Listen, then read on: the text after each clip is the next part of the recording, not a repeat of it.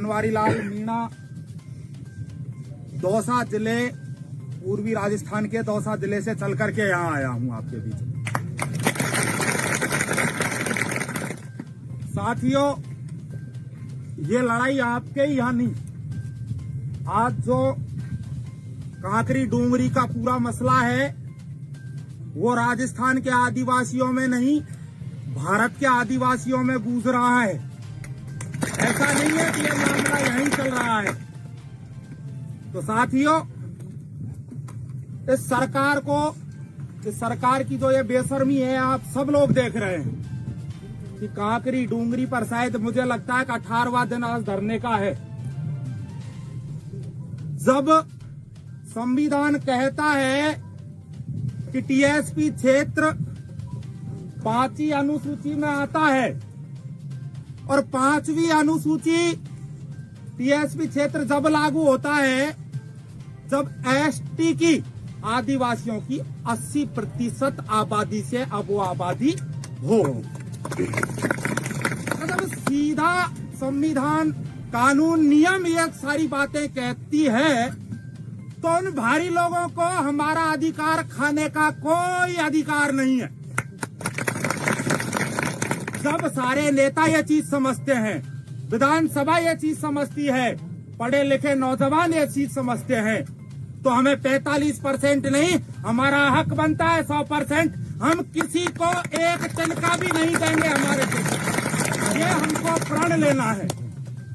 जब राजनीति में 100% रिजर्वेशन है तो नौकरियों में क्यों नहीं है? मैं उन नेताओं से पूछता हूं जो जीत करके और सत्तार विपक्ष में बैठे हैं, चाहे वो दक्षिणी राजस्थान से हो, चाहे वो पश्चिमी राजस्थान से हो, कहीं से भी हो, हमारा राइट्स बनता है, हमारा अधिकार बनता है कि हम एक भी सीट उन थाईलैंडियों को नहीं देंगे।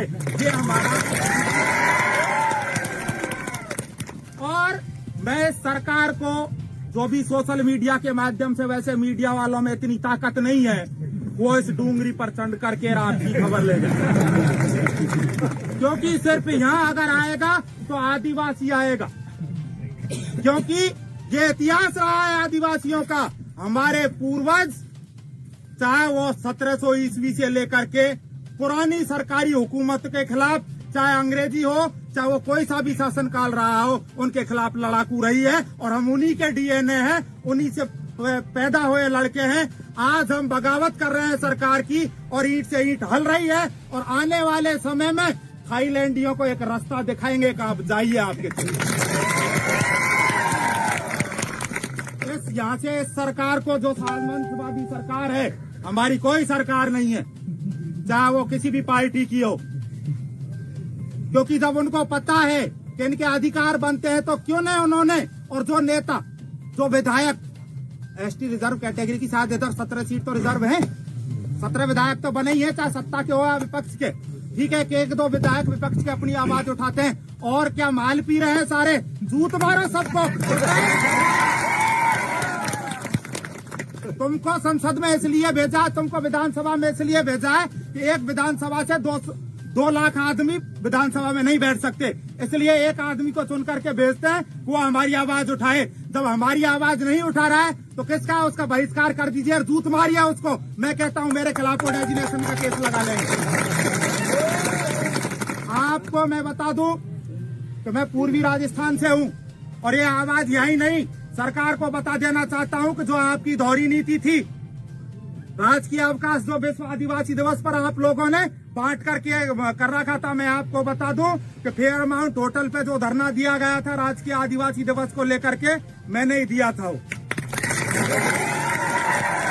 सरकार से कहा था ये दोहरी नीति नहीं चलेगी, हम आदिवासी एक हैं, इधर के लिए भी लड़ेंगे और उधर के लिए भी लड़ेंगे। कांकरी डूंगरी पर बैठे सभी आंदोलनकारियों से और इस सरकार को, इनकी तरफ से, मेरी तरफ से कह देना चाहता हूं कि या तो इस मांग को मान ले, वरना पूर्वी राजस्थान में भी आग लगेगी 2-4 दिनों में। वैसे मैं डरता नहीं हूं, बहुत लोग कहते हैं सरकारी नौकरी करता हूँ, खुलेआम बोलता हूँ। अभी एक बार पगड़ी प्रकरण हुआ था, एक बहन के साथ में बलात्कार हुआ था हमारे पूर्वी राजस्थान में। उसके लिए मैं बोला था, मुझे ये पीओ कर दिया। इतनी सारी भीड़ के 5000 पब्लिक के साथ में जयपुर में कोई कोरोना नहीं है। जयपुर में जाकर के मैं धरना दे करके आया हूँ। जब पब्लिक का जूता चलता है ना, तो सारे मुकदमे भी वापस होता है, मांग भी मनती है। ये मेरे आप